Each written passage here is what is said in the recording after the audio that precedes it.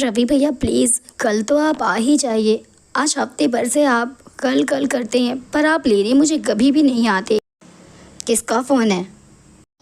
प्रीति का फोन था। कह रही थी भैया कुछ दिन आकर मुझे ले चलिए, उसे मायके रहने का दिल कर रहा था। मना करिए, कोई ज़रूरत नहीं है। अपने ससुराल में खुश रहना सीखे उसे कहो। प्रीति इस बार नहीं, मैं अगले हफ्ते जरूर तुझे लेने आऊंगा। भैया प्लीज़ इस बार तो मना मत करिए। मैंने बहुत आज से कॉल किया है आपके पास। माँ पिता के गुजर जाने के बाद अब आप ही तो मेरी उम्मीद हैं। अगर आप भी इस तरह से मेरा साथ छोड़ देंगे तो मैं तो अनाथ हो जाऊंगी ना। अब बस प्रीति, मैंने कह दिया ना, मैं अभी तुम्हें लेने नहीं आ सकता हूँ। बेचारे प्रीति फिर से उदास हो जाती है और उदास मन से घर की कामकाज में फिर से लग जाती है। वो क्या कह रहे थे आप प्रीति से? अगले हफ्ते उसे लेने जाएंगे? कोई ज़रूरत नहीं है आपको उसे लेने जाने की। आप तो ऑफिस के सिलसिले से तो कभी दोस्त के साथ इधर उधर रहेंगे। आपकी बहन मेरे छाती पर आके मूंग दलेगी ना।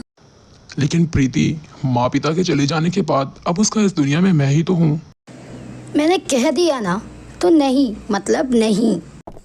रवि भी बिना नाश्ता किए ऑफिस के लिए निकल जाता है क्योंकि वो भी अपनी बहन को याद करता था, लेकिन मजबूर था अपनी पत्नी के कारण, क्योंकि उसे लड़ाई झगड़ा बिल्कुल नहीं पसंद था और उसकी पत्नी उससे बहुत झगड़े करती थी उसकी बहन के घर आने पर।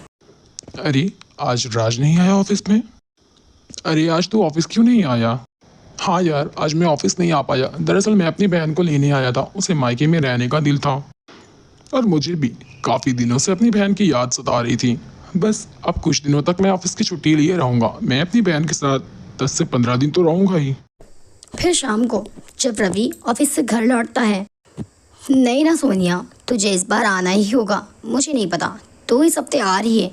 अरे मैं टिकट कराती हूँ तेरे जीजू से।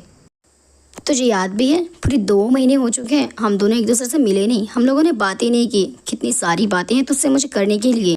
मुझे नहीं पता तू इस हफ्ते आ रही है तो मतलब आ रही है। मैं आज ही तेरे जीजू से बोलकर टिकट करवाती हूँ। अरे रवि आप, अच्छा हुआ जो आप आ गए। मैं बस आपकी ही बातें कर रही थी। मैंने सब कुछ सुन लिया है, तो जल्द से जल्द टिकट बुक कर दीजिए अब।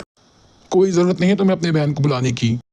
अरे पैसे क्या पेड़ पर उगते हैं जो मैं तुम्हारी बहन की टिकट बुक कर दूं? फिर यहाँ आने के बाद अलग अलग फरमाइश, ये बना दो तो कभी वो बना दो। इतने पैसे नहीं है मेरे पास। दिन रात एक करके मैंने ये पैसे कमाए हैं। रवि तुमने तो हद कर दी। क्या तुम्हें शर्म नहीं आ रही है? अरे महीने 2 महीने में मेरी बहन आ जाती है तो आपका क्या खर्च हो जाता है। और अगर तुम्हें ऐसा ही लग रहा है कि मेरी बहन तुम्हारे लिए बोझ है तो मैं चली जाऊंगी तुम्हारे घर से हमेशा के लिए। जब मेरी बहन के लिए इस घर में कोई जगह नहीं है तो मेरे लिए भी नहीं होनी चाहिए। अच्छा, तो बात अपनी बहन पर आ गई तो बहुत बुरा लग रहा है तुम्हें, और जब बात मेरी बहन की होती है तब तुम्हें बुरा नहीं लगता।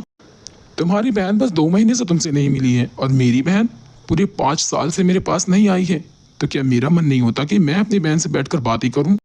कि मेरी बहन का दिल नहीं करता कि वो अपने मायके आए, लेकिन तुम उसे साफ मना कर देती हो यहाँ आने से, जबकि ये उसका अपना घर है। माता पिता के चले जाने के बाद क्या मेरी जिम्मेदारी नहीं बनती कि मैं अपनी बहन को उसके घर बुलाऊं?